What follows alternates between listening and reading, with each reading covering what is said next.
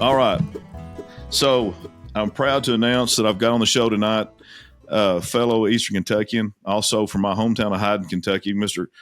First of all, let me tell you who he is. He's the 2024 UKC World Champion Gundog winner from this weekend, Mr. Casey Maggard. Casey, how you doing?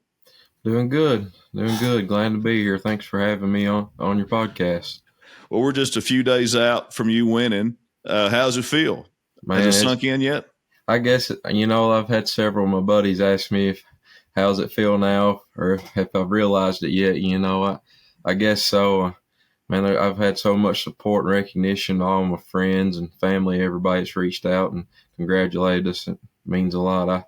I really can't believe it, but yeah, it's something special, that's for sure. Yes, I mean, as long as I fool with dogs, I haven't even gotten close to that level in the stuff that I do. Casey, how old are you? 31. Okay. I wasn't even sure you were that old. So you're just a little older than my oldest daughter, McKenna. So what is the youngest person that's ever won the world championship? Do you know? I'm not really sure. But actually, in this final cast here of the UKC World Hunt, there was a young boy from Missouri made it, Braxton Wills. He was actually the youngest to ever be in the final cast. He's 15-year-old. Oh, wow. I thought that was really impressive. He's a good kid, and he's got a bright future in competition coon hunting. Well, that's one of the things, one of the purposes, and you and I talked a little bit earlier, but about this show is to encourage young people to get into the sport. So that, to me, I'm an old guy. I'm your dad and mother's age. I know your dad and mom really well, by the way. We've talked about that. I'm actually a little younger than your dad, a little older than your mother. So, young people are too busy on their phones and doing other stuff, and they just don't get involved and get outdoors and don't hunt. Hunting licenses are down for the youth. So it's so encouraging to see young people getting involved in the sport and in the hunting and in the competition. Do you see more of that out there? Yeah, a lot of it is, I guess, passed down. You see more like family traditions, of something I can relate to. My whole family's coon hunted for as long as I can remember. You see that a lot, but any kid that likes the outdoors, I encourage them to get out and hunt, or find somebody that in the community, that hunts. Say, hey, I'm interested. What can you show me what do I need to do, or how do I need to go about as far as learning to hunt, whether it's, hunting deer or hunting with dogs or anything like that, I agree. I said on the show last night, I did a show with Josh Parvin, and I've got 4 kids, and Gage, my youngest, hunted some. Justin hunted, and he don't hunt anymore. And only 2 of my kids really care for dogs, and none of them really do hunting dogs. So right. It's good to see. Another thing I thought was real neat after we talked, Casey, you and I actually, you and your dad and I grew up less than a half mile from each other. I mean, and you still live a half mile from where my whole family has been for over 100 years. My daughter has been on that property. She's the 6th generation down there in town on that property. Man, that's so cool. My great grandfather. He built that house. Okay. All right, that's enough of that. So educate me, Casey. Take me through what it takes to make it to the world champion, the levels that you have to go to. I don't fully understand all of it. Tell me how it works. Okay. This hunt the world hunt was put on by UKC, the United Kennel Club. They have, I guess you could say, different levels throughout. You've got to win, advance, and move on. Throughout the year, they have regional qualifying events. There's coon clubs, pretty much in every state in the United States, or most of them anyway. And some of these coon clubs, they'll have what they call regional qualifying events, where you go to that hunt, and you've got to get a win. Once you get a regional qualifying event win, then you're qualified to enter a zone. And I think they had 8 zones throughout the United States. One in Ohio, Illinois, Michigan, South Carolina, I think Missouri, Texas. But yeah, you go to that zone, and depending on the number of dogs that have registered for that zone, they'll take so many winners, and it's a 2-night event, and they primarily do it on, say, like what we call double cast wins. That's winning Friday and Saturday night.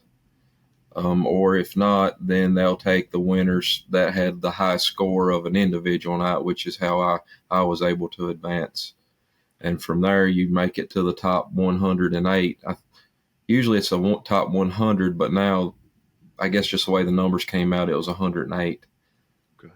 which was in Marshall, Illinois, and that's where it was.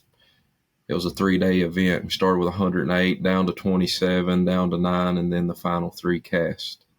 I think there was around 1,340 some dogs that were initially qualified for this year's World Hunt. That's incredible. 1,300 some competitors. Yep. Explain to me, for people that's never been to the event, doesn't know how it works, or maybe kids that wants to learn, what is a cast? What do you do once you show up in Illinois there this weekend? What's the first event you do? Explain that to me. Okay, you know, basically at any coonhound event, when you show up, your dog must be registered, you know, with that kennel club, whether it's United Kennel Club, Professional Kennel Club, or there's several more. You know, you have AKC. There's different ones, but your dog has to be registered with that kennel club. You sign your dog up, and then they'll randomly draw out cast. And in most circumstances, a cast is 4 dogs. You'll have a guide, which is usually one of the hunters. You'll go to an area, you know, and you have a judge in each cast, which is usually one of the hunters, unless, you know, further into maybe a bigger type hunt, or like the World Hunt, for example, that top 100, we had non-hunting judges.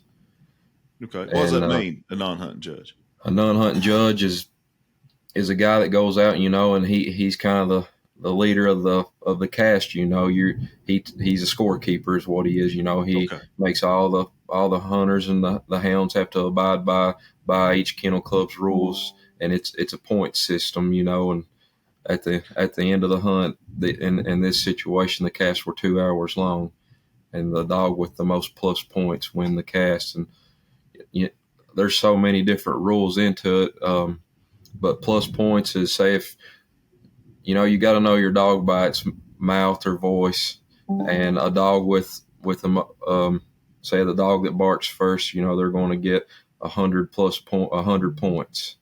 Yes. Okay. Say if that dog trees, then it's going to be 125 points. You go in, you score that tree, and if a coon is seen, then those points are plussed.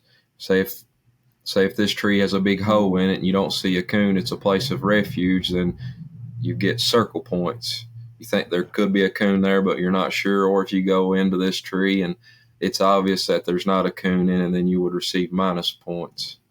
Okay, now this might be an ignorant question, but are these planted coons or live coons? These are live coons, yeah. Yeah, you're going out to, you know, just like this past weekend, I hunted in 4 casts in Marshall, Illinois, and it was 4 different locations, and you're hunting. So you're really hunting places I've never been, yeah. Yeah. Yep. So you're hunting in places you've never even got to pre-qualify, go out and scout or anything? Yeah, it's 100%, you know, random. I guess, you know, each of these casts, it's crazy that how many people are involved with this, just because, you know, for example, that top 108, that's 27 casts. So they had to have 27 guides, 27 judges. That was, you know, people willing to take their time, you know, to come up there to help. So how many people on the ground? 1,000? Probably spectators up there. Yeah. They had the World Bench Show, you know, with it, and I'd say all in all, yeah, there's probably 600 or 700 people there combined. Yeah.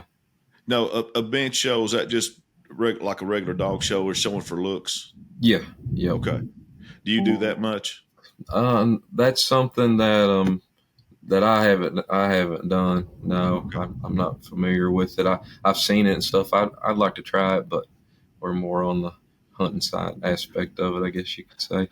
Now, here's what I want to get into with you. And I know from being back home, you know, how you got your red bone people, your black and tan people, and why walkers?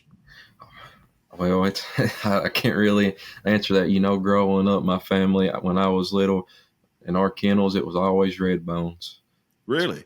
And yeah, we started out with red bones. As I got older, things kind of changed. We bought some Walker dogs, and that's just kind of where I am now. And this there's good ones and bad ones in all of them, but it just seemed like for some reason, people prefer to hunt Walker. Most people prefer to hunt Walker, so they probably are more Walker coonhounds than they are other breeds. All in all, Is it just me, or every time I see online a championship or a champion dog, that's a coonhound, it's usually a Walker? Is that right? Accurate to say, or I guess it is, and that's just probably just because of the numbers, no? but that's a lot of people, they talk about good dogs and bad dogs, and they'll say, hey, I'm not colorblind. If it's a good one, it don't matter if it's a black and tan or a red bone blue tick, Walker. Yeah, yeah. But it just seems like, there's more Walkers in general. Have you ever competed with anything other than a Walker? When I was younger, yeah, I had hunted some of the red bones that we had. If you don't mind, and it's about to take you a while, but go through all the awards and stuff, the titles that you've won since you've been. Well, first of all, let me start all over. How young did you start competing? I know you've hunted probably all your life, but when did you start actually competing?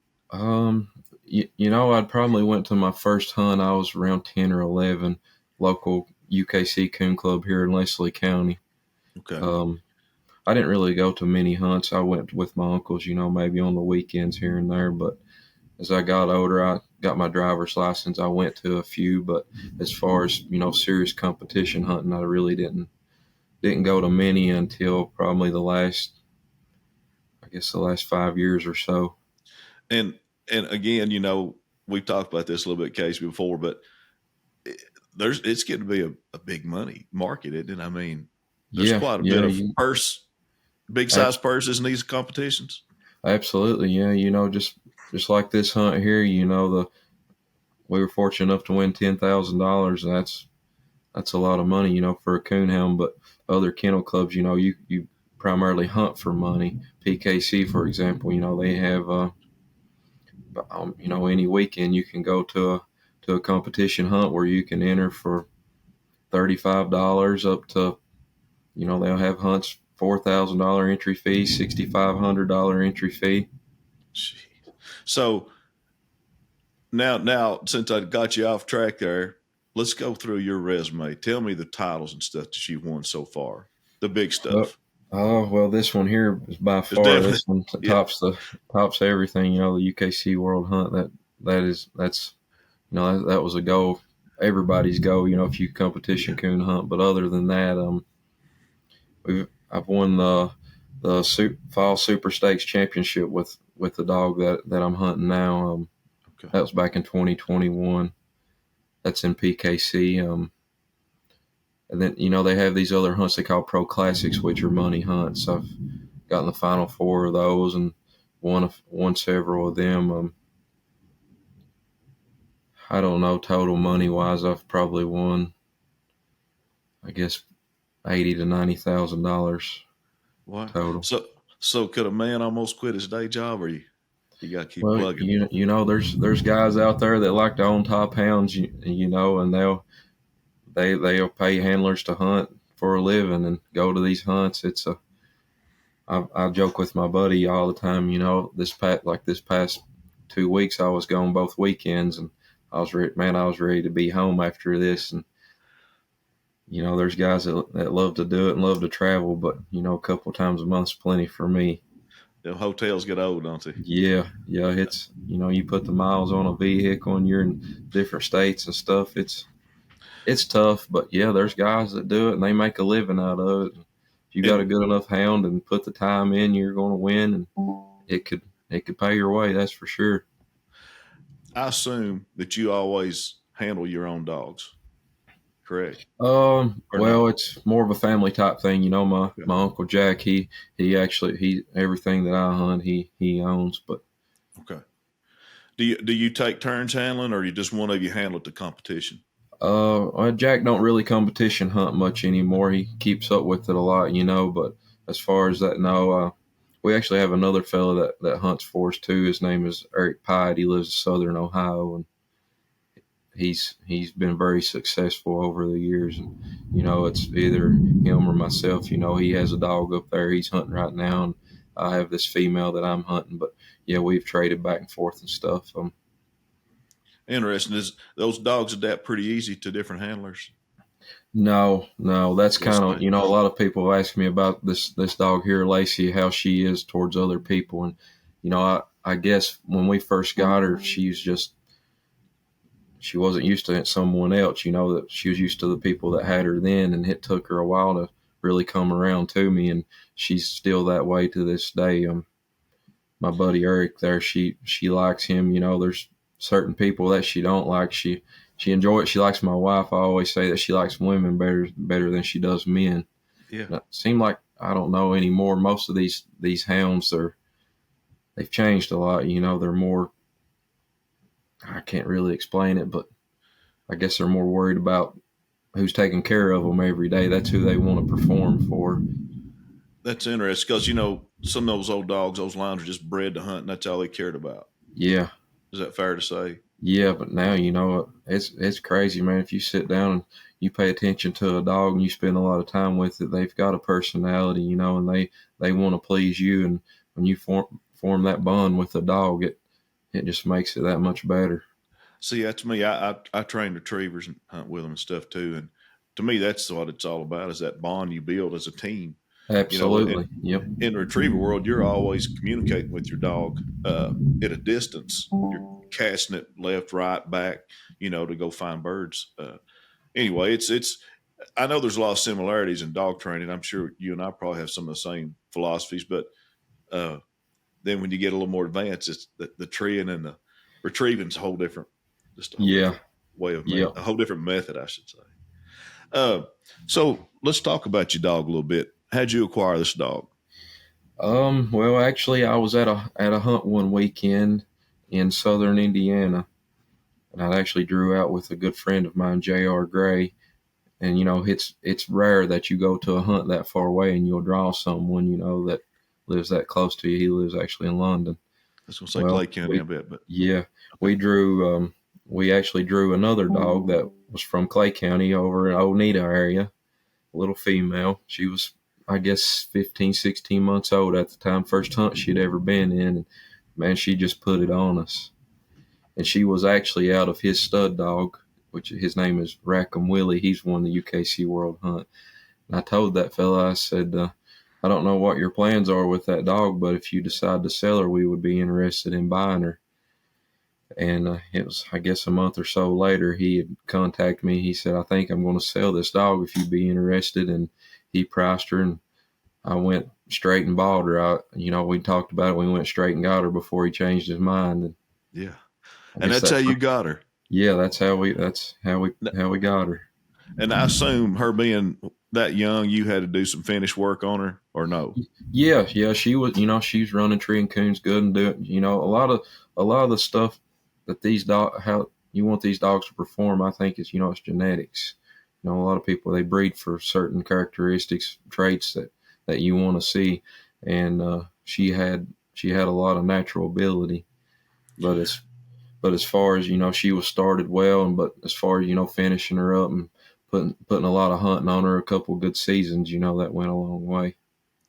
I guess, Casey, like I said, I'm still trying to learn your all's game, the coon hunting game, because I'm not versed in it. But I know you want to nose, you want hunt drive, just like we do in the lab world. But is speed important at all? Is that a factor in these hunts or no? Yeah, I guess there's kind of what people say two different kind of hounds, and you've got dogs that are more ambush style. They're just, say if you cut one around a cornfield, they're looking for a coon that's probably on the ground or hasn't been up a tree very long. And then you have dogs that are more track minded, that they may try to tree the first track that they come to, and it may take a little longer. But there's dogs that do have better, a better sense of smell, better nose than others, and people train different ways for what they prefer to have. Now, I assume there's points in how they track. Is there, or how does that work? Like, if I guess I need to go watch one of these would be the best thing. But like, are they scored on how fast they get to a track, or once they're on a track, are they scored how fast they get to a tree? How does that work? Could you turn the volume up a little bit, man? It's coming to good Yes. storm here. Oh yeah. Sorry, we may Okay. have to. I was going to say, well, should we? If it gets too bad, we'll pause and redo it or Okay. Yeah, start back. I can hear you good now. Okay. So yeah, Casey, what I was saying is like, as far as scoring in a coon hunting test, are the dogs scored on how fast they get to a track or how fast they get to a tree? How does that work?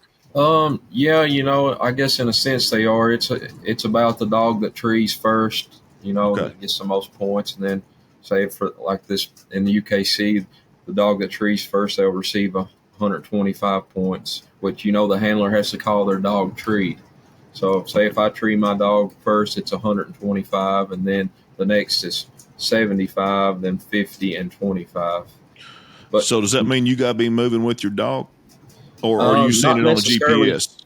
Yeah, we have GPS, but you can't tree a dog. You got to tree a dog based off seeing it. You're hearing them. Okay. Not just what they're doing off GPS. Okay. But yeah, speed does definitely matter, and I guess going back to characteristics, genetics, the traits of what people prefer. These dogs are bred to be independent, and what I mean by that is when you turn 4 dogs loose in a cast, you're expecting your dog to be out here by itself, running its own track, treeing its own coon, not with another dog. And I was going to ask you about socializing these dogs, because I one time I trained a squirrel dog, and I was using an original mountain cur, and they're kind of gamish. They're almost pit bullish, like they like to fight. Yeah. And another dog get around a tree with him, and it was on. It was a fight. Yeah. But I noticed that about that breed, the original mountain curs. I've never, like I said, never really worked traditional coonhound type stuff. But yeah. But they're going one at a time. Is that what you're saying? That the dogs 3 or 4 cut like at a cast are several dogs turn loose to tree at a time, or is it just, how does that work? No, you're turning all 4 dogs loose at the same time. Yeah, Okay. Say if they strike a track right here out of the truck, myself, I would prefer my dog. If they tree a coon within 100 yards, you want to get some of those points. But if you go in there and handle that dog, handle those dogs, see that coon and recut, then you're expecting your dog to be somewhere by itself, treed by itself with its own coon. Okay. Now, when you say recut, explain that to me. Okay. Say if we turn loose in a cast, the dog, say if all 4 dogs get treed right here, 100 yards, you score this tree, you pull those dogs off that tree, and then you recut, and you're still hunting, within the 2-hour time frame. Do you give them a command to stop treeing and go to a new hunt? You just go in there, you handle your dog, leash it up. Okay, so you're physically getting your dog. Yeah, I've always trained, I'll tell my dog dead, so they know that means to not stop treeing. And once you recut, this is another training tool. You've got to practice. You teach those dogs not to go back to that tree. They got to know to go on to find another track, another tree. Okay, and that just takes practice, repetition. Yep, a lot of it. I was going to ask you, what was it? Oh, yes. So, at least I know, like where you and I are from, and you run dogs back home, man, they're on some steep terrain. What do you do to keep your dogs in condition? What do you feed them to keep? I mean, how do you get your dog prepped for trials and for hunting? The main ingredient in anything like this, is you got to be in good condition, good shape. So, and that falls back to health. Yes. Anymore, a lot of the tick disease is terrible. Within pretty much any hounds or anything. Quality of dog food, and then just practice as far as hunting. Okay. But around here, it's difficult to hunt, man. Like you said, the terrain and snakes and everything else. So we travel, hour, 2 hours to go hunting where there's better terrain, better coon population. Yeah, flatter land. Yeah, but as far as monthly maintenance, You got to have your dog on some kind of tick prevention, heartworm prevention, flea and tick prevention. Just Yes. Do you and all it's snake break expensive. your dogs? Like one I big thing in Texas here, they have snake break clinics all over the state, especially a lot of these retriever clubs, but not yeah just retriever. But yeah, they're so bad here, and I know back home they're bad too, but it seems like it's worse here. Do yeah you all? And they have they have a rattlesnake vaccine out here, but I've had dogs bit, and I don't see that it does a whole lot. yeah we don't really train for anything like that. We try to just stay away from any areas that has snakes. But it happens, especially the boys hunt down south. Dogs get bit, and you gotta have something. You better carry some type of medicine with you to hopefully that get them through it. And I'm sure you being a hunter, you probably can do a little bit of your own vet work there if you had to. Yeah. Some of the minor stuff. That's traveling to these hunts, man. You've got to have a little kit with you. If something happens, you got to be prepared for it. Or yeah, there's some things you can take with you just to minor, Well, I guess. well, now that you own a world champion female, I assume that your phone's going to be burned up. People wanting puppies. Yeah, there's been several people ask already. We haven't really thought much about it, but I guess that'll come down the road. She enjoys hunting. I enjoy taking her hunting, so hopefully we can enjoy that for a little while longer. How old is she, Casey? She's 5. Okay, and you've had her since 21. I guess we got her it was in 2020. She's born in January, so I think around September of 2020, Okay. somewhere around there. Yeah. Has she had litter yet? She has actually had a litter of pups. Yeah, she was bred year before last. Are any of So them on the circuit yet? Any of those pups? they're young. I don't think they're 2 yet. Several of them Okay. are doing good, but yeah, as far as competition wise, I don't think I've seen any or heard of any report yet. But hopefully Man, that'll change. what was she bred to? It's another There's a champion. Walker dog down in Georgia. Yeah, he's done some winning, and I guess we'll just have to wait and see. They all don't turn out. That's one thing Yeah, about it. If you have a litter of pups, 10 in it, if you get 2 or 3 that makes it, that's a pretty good percentage. it's true. I talked a little bit to you about protection dogs, Malinois, Yeah, uh, and in a protection sports, Malinois are kind of like the walkers. Uh, you're going to see more of those dogs being successful in competition. Just their drive is just so much stronger than a German Shepherd or a Rottweiler, or even though I've got Dobermans, and it's just they're just a different level. And I yeah, don't know if the absolutely. walkers, and I don't know if the walkers are that much above the other breeds or not, but it's like that in the stuff that I've done in the past. Yeah, yeah, not yeah. I don't think as far as at athleticism or as far as tracking conditions or type of mouth or anything. There's no difference. It's just when if there's 1,000 walkers and say 500 red bones or any other breed, you just stand a better chance of getting more of what you're looking for. So, or of the coonhound breeds that you're familiar with, is the walker the most athletic in your opinion, or It's hard to say. You see them all different breeds. You see yeah, different hounds that are built different. And that's just like Lacey, for example. She's 50 pounds soaking wet. She's a smaller type dog. And her heart's that big too. That's what I yeah, like about her. But yeah, some of these dogs, man, they get 70, 80 pound. Just whatever you prefer. People like big yeah, stout male dogs or smaller type females. I like a smaller type dog that can move around good. that's me in retriever world, especially. I like upland, pheasant stuff better than ducks, but just for me personally, and I want a dog's athletic that can Abs- take the running. Absolutely. Yeah, Yep. and to me, I've learned over the years. I've had German shepherds for years from imported stuff, and the bigger they are, the more hip problems you have, more everything else that goes with it. Just like being overweight as a human, I think. Yeah. Yeah. But yeah, I like it, and I had a lab female. I've got a lab female. I bet she wouldn't run. I don't know if she'll make 45 pounds, and she's full grown. She Yeah. almost looks like a miniature, but son, her hunt drive is off the charts. I mean, she'd rather she'd rather retrieve a bird than breathe.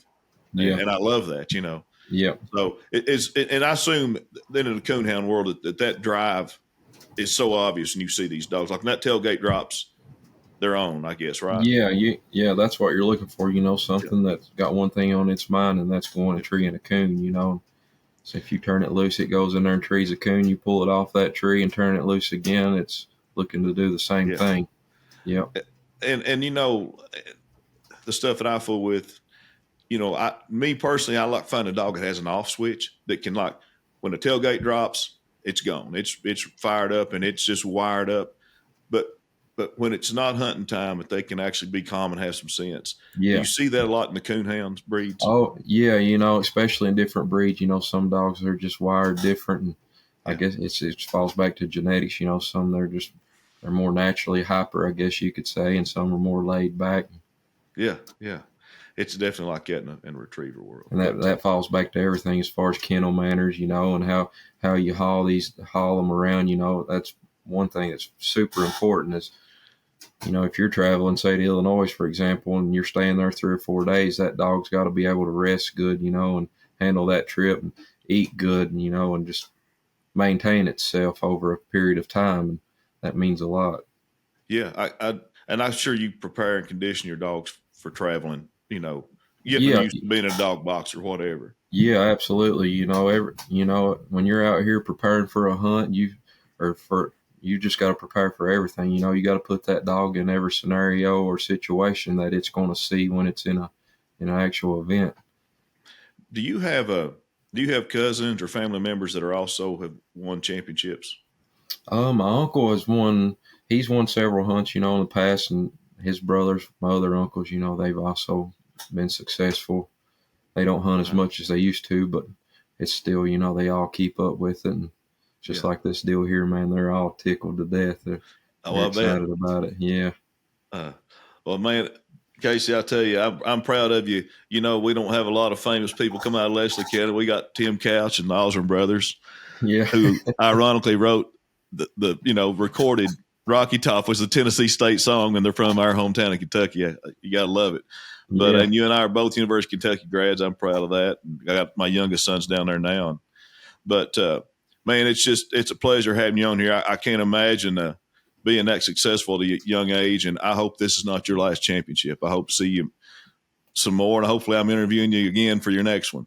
Man, I hope so. It's a great feeling to win something like this. If you, like I said, if you're a competition hunter, this is the dream. It's what you're out there all night for. It's tough to hunt and work, man. You stay out. That's the thing about coon hunting. You do it in the dark. You're not during the daytime, so it's tough to make it all work. Well, you and I talked a little bit about why I got deterred from coon hunting, and that's another reason to staying up all night. But I was telling you, I hunted with some guys that we ran deer all night, and that's not what we were hunting. But it's tough. It's definitely hardcore, and not sleeping is rough too. Well, heck, I was going to ask you something. I lost my train of thought. But anyway, oh yes. So what do you have? Do you have any trials, competitions the rest of the year planned? Yeah, like this hunt here, it was the UKC World Hunt. Actually, my buddy there I was talking about that owns Lacey's sire, he's doing a pup hunt coming up here in a couple of weeks, and it'll be a hunt just for all pups that are off of him. I think we're going to go to that, and then the AKC World Hunt, it's coming up. We're going to try to go to it too. It's in southern Ohio. So they have a world hunt. Yeah. Yep. Educate me again here, Casey. So obviously I'm familiar with AKC and UKC both, but it seems like that the UKC does more hunting type trials and stuff and events than AKC, or is that how it is on the Gundog side too? Or no? I think so. UKC, they're a large registry. AKC is too. But I think UKC, they, just like this World Hunt, it's a little more towards the coonhound side, whereas AKC, they do a lot of bench shows and stuff like that, and you'll see that on TV, on ESPN and stuff. I saw AKC bench shows and stuff, field trials, water races, all that. Well, on the AKC coon hunt, so they do live coons. Um, Is it true hunting or is it yeah, staged? Is yeah, okay. it's all yeah. Every hunt, they're all you're out there hunting wild coon. Yeah, Okay. yep, Interested. Didn't know that. I know they're different on some stuff on yeah, okay, waterfowl side. yeah, Um, okay. So and will you be entering the AKC world? yeah, yeah. As long as everything goes the way it is, that's our plan. Yeah, we'll You try it. make sure you let me know about that. I'll have to follow that. I And will. you I say think where'd you say it was going to be it's again? in Bainbridge, Ohio. It's southern Ohio, I guess, but it's I think October 16th through the 19th. I think is the dates on that. Okay. 19th opening day of pheasant season in South Dakota. Yeah, But yeah, I'll have to definitely keep in touch with you on that and see how you do. And hey, if you win that one, we'll do it again. But well, you know that's what's impressive about that Lacey Sire. He actually won the UKC and the AKC World Hunt in the same year. He's a really, two-time world champion. Yeah, has yep. that happened before Not that that I you know know of? of. Because Maybe I don't think it has. That I recall, it hasn't.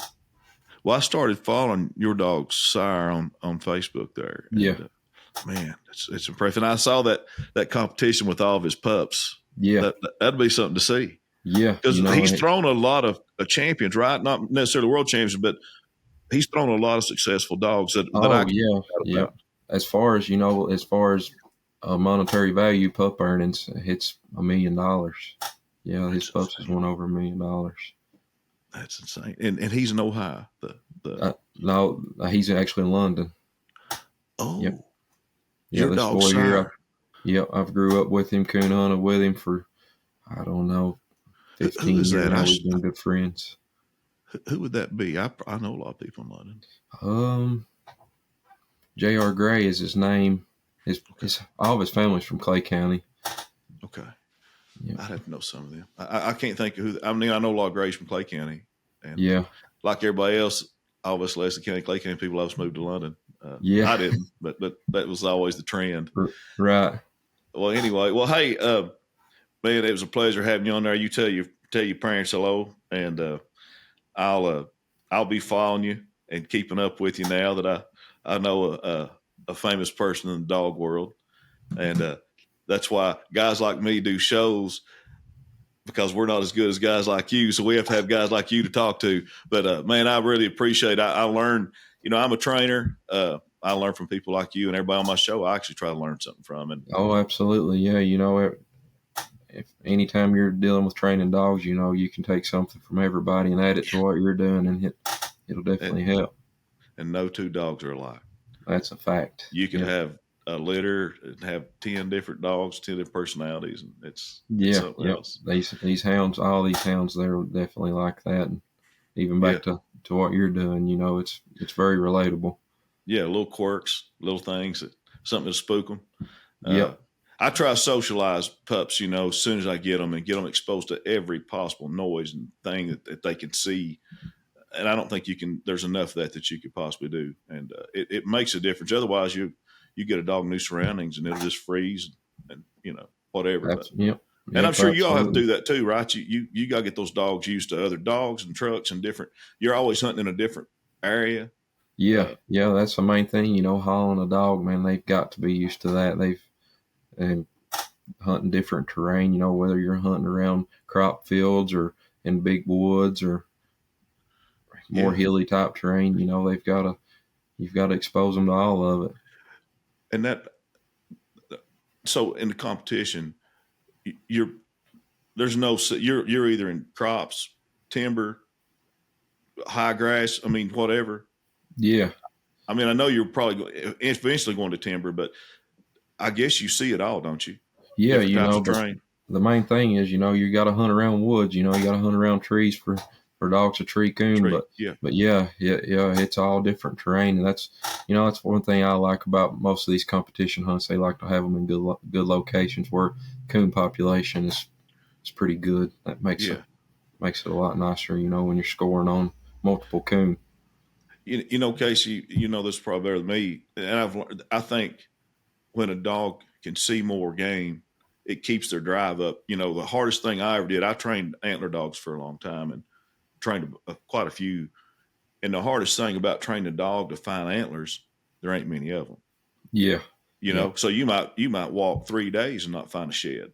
Yeah. Well, it's hard to keep a dog's drive, you know, Keep to them do focused that on when it. they're never Yeah. seen them. So I'd keep fresh sheds with saran wrap or something in my pocket so they'd have a little scent on them still if Right. it was a fresh shed, and throw it with, you know, or of course down here we can go to high fence ranches like I have one too, and there's sheds everywhere. But Yeah.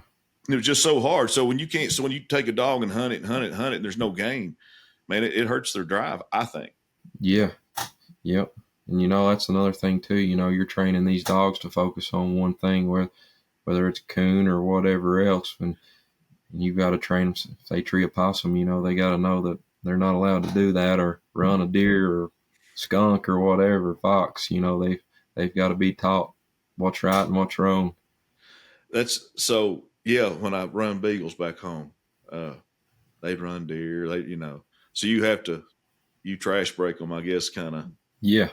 Yep. Yeah. And you know, this day and age, you know, the technology that goes into it, man, it's crazy with Garmin. You know, you've got your GPS locators and your what you use to train with, you know, your shocking collars. And anymore, you know, they've biggest thing here in the last couple of years is I guess thermals, using heat thermals to score trees. You know, you can, dog gets treed, you look up that tree with that thermal, you can find that coon That's pretty something easy. else. I Yeah. remember, you know, I told you about the coon hunt experience and had one of them big antennas, you know, as transmitters trying to find Yeah. those dogs. And now it's not cheap either. I was just looking at Garmin's the other day that's got the cell phone kind of tracker, so it'll Right. track it. It's like $1,000 the whole Oh set. yeah, they're expensive, but you know, they're worth it. I mean, Well, when you got a $40,000 dog, I guess that yeah, ain't much to spend. absolutely. Yeah. You know, if it's close to a highway, if it's across it, or you anymore, you know, these things are so clear, you can about tell what tree they're on. Well, let me ask you this, because we talked about this earlier and you touched on it when we was on the phone. What's the most expensive coon dog you've ever seen sell for?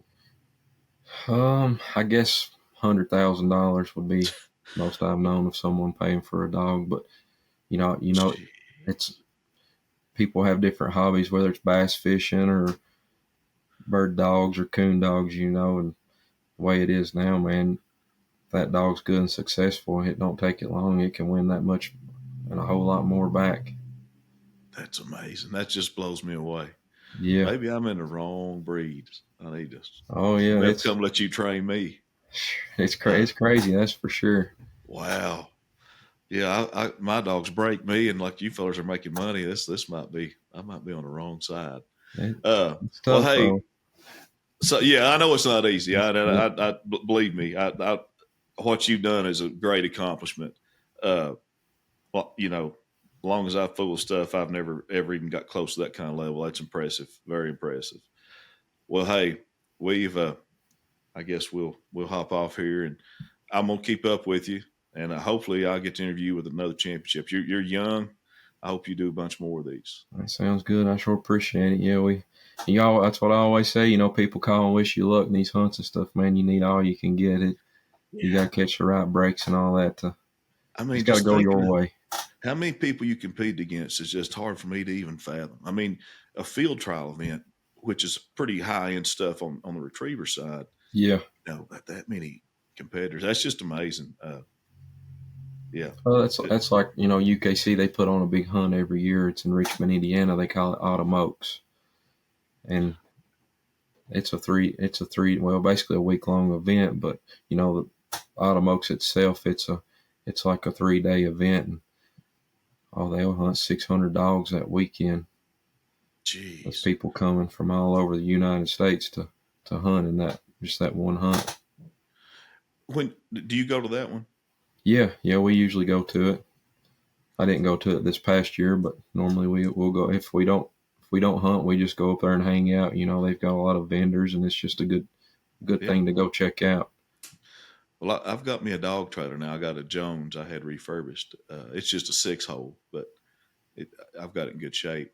So I may have to start, which I ain't going to compete, but I may start heading out to some of these events. I have to take my dogs with me because I work with them every day. And, Right. Anyway, well, Casey, listen, I really appreciate you taking time to meet with me. And I especially, hopefully I'm the first guy to interview you after your You are. Yeah. Good. That's good. That's what I want. Well, Yeah. hey, again, tell everybody it's your family hello. And, man, when I get back to Leslie County, I'll probably go in here pretty soon, visit my kids, and I'll go look you up. Yeah. Get up with me. We'll go hunting. We'll do it. All right. Thank you. All right. Appreciate it. All right. We'll see you, Casey.